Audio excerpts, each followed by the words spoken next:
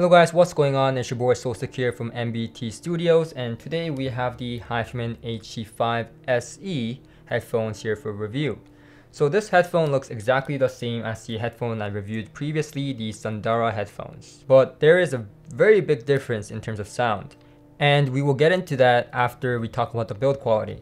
So in terms of build quality, it is very similar again to the Sundara. Love the new headband. It's a little bit rattly again, but it's a very beautiful metal build, very comfortable, very light, absolutely gorgeous. It has the poly pads just like the Sundara, whereas the HE400i, the old headphones, have the Focus A pads. So if it looks so identical to the Sundara, how does it sound so different? Well, let me answer that question for you right now. That is the answer, my friends. So the He5se has a very different looking driver than the Sundara or the HE400i. So the HE400i and the Sundara looks almost similar in terms of driver. However, the HE5 looks completely different. It has like these star foams around the drivers. It's a beautiful design, and it looks very similar to the original HE5.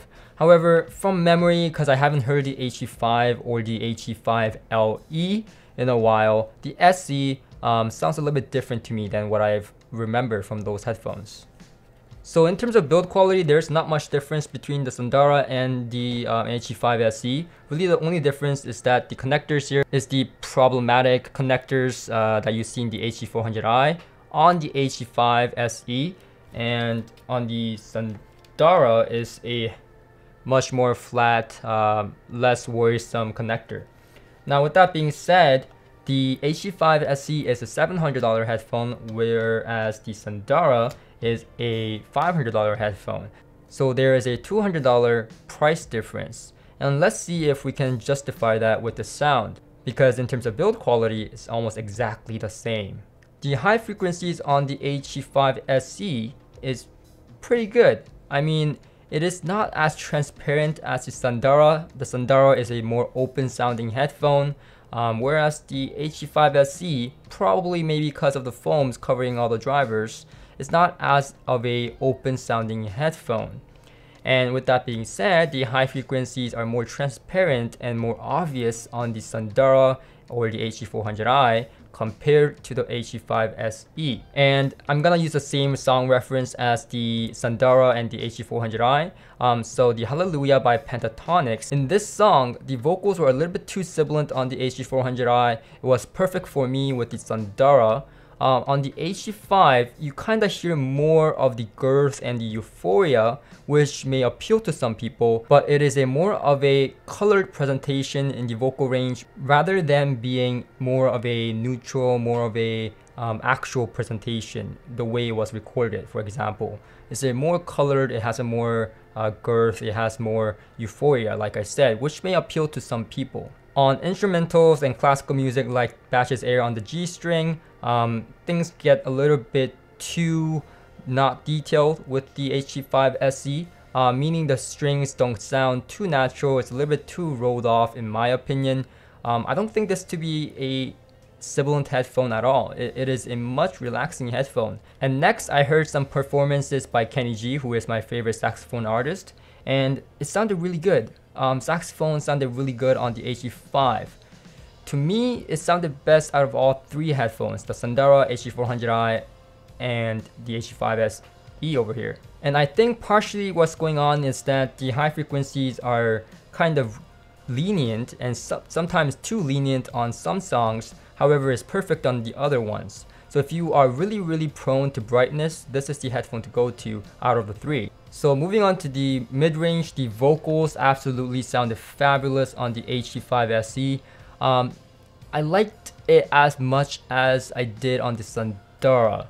However, it's not again as faithful to the recording as the Sundara. It is more colored. So for example, when I was listening to my very favorite song, House of the Rising Sun, especially the season 4 version, the beginning of the song has this beautiful male vocal, very deep, very authoritative, And on the HE5, because it has more sub bass, it came out as more authoritative, more deep sounding, and just more gorgeous. Whereas on the Sandara, it was more or less what I was used to in terms of the deepness of the voice and the authoritativeness of the voice, and the ability to capture you was great on the Sandara. However, the HE5se was a totally different experience. It was more authoritative, more deep, and it was a experience. And a more modern song by Shawn Mendes, There's Nothing Holding Me Back. In the beginning, there's guitar picking, very, very strong guitar picking, and it's a beautiful, beautiful song by Shawn Mendes. And on the HE5se, again, a different experience, a more colored experience. It is a more crazy plucking, more deep plucking. You can really hear his fingers bleed. Whereas on the Sandara, you can just hear him play, and it's a different experience altogether. And a beautiful, beautiful song called Heaven. The lyrics are absolutely fantastic.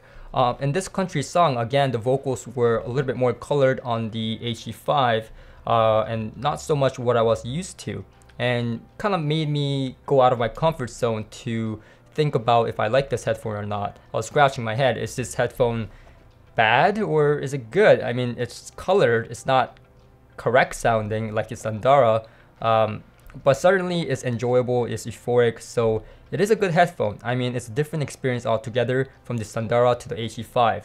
If you really like bass, go with the HE5se, because now we're going to talk about the bass. The mid bass, when listening to Deja Vu Affair, really hit the shit out of me. Like, remember how I told you the HE400i was boom, boom, boom, boom, and then we get to the Sandara and it's like boom, boom, boom, boom. Well, now we get to the HE5se and it's like boom, boom, boom.